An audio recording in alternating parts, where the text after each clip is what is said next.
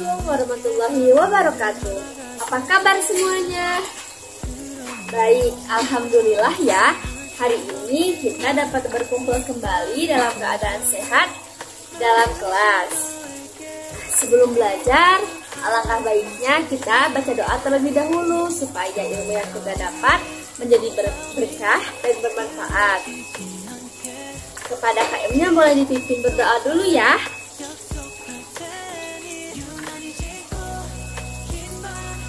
Amin. Nah, sebelum belajar nih, supaya kita semangat, kita nyanyi dulu yuk. Ada yang tahu lagu Tik-tik bunyi hujan? Oke, kita nyanyi sama-sama ya. Tik-tik-tik bunyi hujan di atas genting, airnya turun tidak terkira. Cobalah tengok dahan dan ranting, pohon dan kebun basah semua. Yeay, bisa ya semuanya, alhamdulillah. Nah, kenapa aku menyanyikan lagu Tik-tik bunyi hujan sebelum belajar? Karena hari ini kita akan mempelajari dan membahas tentang hujan. Nah, seperti lagu tadi ya, kalau hujan itu semuanya jadi basah, gerimping, pohon, daun dan ranting juga ikutan basah. Nah, kira-kira kalian ada yang tahu tidak bagaimana proses terjadinya hujan? Nah, makanya perhatikan dan simak pembelajaran hari ini ya. Kali ini kita akan belajar tentang hujan. Ada yang tahu nggak hujan itu apa? Nggak tahu. Hujan itu identiknya sama apa? Air ya. Betul. Jadi air itu air yang terbentuk di atmosfer atau langit dan jatuh kembali ke bumi. Jadi air yang ada di awan itu jatuh ke bumi, namanya hujan. Nah, adapun proses terjadinya hujan itu ada 5 tahap. Yang pertama ada laut, danau atau sungai. Ini air-air, pokoknya air yang banyak. Lalu ketemu sama matahari, ya.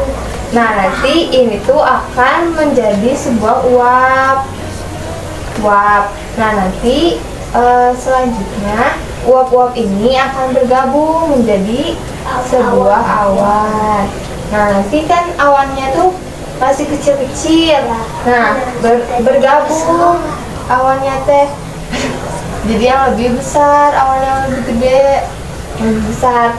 Nah, terus habis bersatu kan jadi banyak, uap airnya itu jadi banyak. Nah, jadi awannya itu mengeluarkan air yang banyak ke bumi, ya benar, ke rumah-rumah atau ke sawah, kemana gitu ya. Jadi balik lagi airnya mengalir ke laut. Jadi ini dari laut terus ketemu matahari jadi uap, lalu membentuk sebuah awan, terus turun hujan. Nah, airnya balik lagi ke laut ya. Kan ini hujan yang terjadi secara alami. Nah, adapun hujan yang buatan. Jadi jadi sama orang dibikinnya, prosesnya itu sama, ada campur tangan manusia. Nah, itu tuh biasanya digunakan saat suatu daerah itu kering atau misalkan lagi ada kebakaran hutan. Kan itu perlu air yang banyak ya. Jadi manusia itu membuat hujan buatan. Buatan itu ada 3 tahapan yang menabur bahan kimia untuk awan. Jadi bukan bukan ngasih air dari atas terus jatuh gitu ya, bukan, tapi membentuk awan dengan sengaja. itu hujan yang turun ke bumi ini bisa kita hitung, tapi bukan sama manusia. Biasa harus ada yang pelajari hal tersebut. Nah, air yang turun ke bumi itu jumlahnya bisa diperkirakan gitu. Nah, itu tuh namanya curah hujan. Apa? Curah hujan. Curah hujan. Nah, jadi curah hujan itu adalah jumlah air hujan yang turun ke bumi. Curah hujan di Indonesia itu beda-beda. Misalkan di Jawa, terus di Sumatera itu beda-beda, nggak sama curah hujannya. Nah, di bagian Indo bagian barat ya, curah hujannya itu ada 3.000 mili per tahun. Ini di barat, Indonesia bagian barat itu 3.000. Nah, selanjutnya kalau di timur itu hanya 1.000 mililiter per tahun. Sedangkan di tengah itu ada 2.000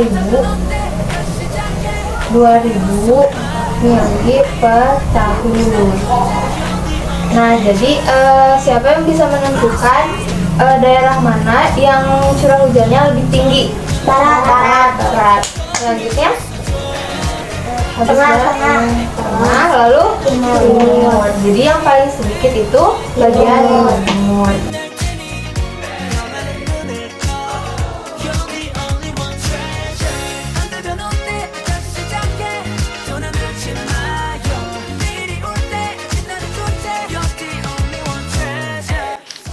Nah, karena di luar sedang hujan, nah sebaiknya ketika kita berkendara motor, kita harus memakai jas hujan agar tidak kehujanan ya.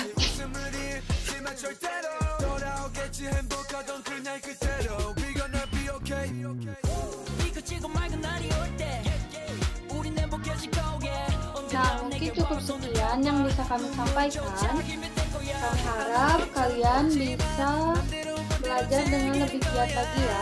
Wassalamualaikum warahmatullahi wabarakatuh.